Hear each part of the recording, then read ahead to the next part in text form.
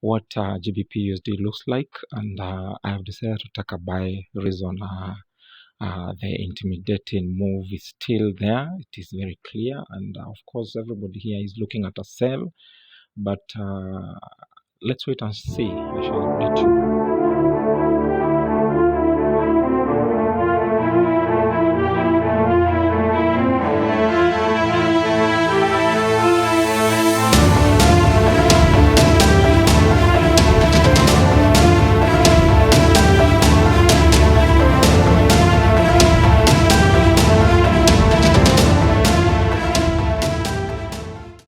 We took this trade using the intimidation concept by the market, and you can see we stood with our buy up till now.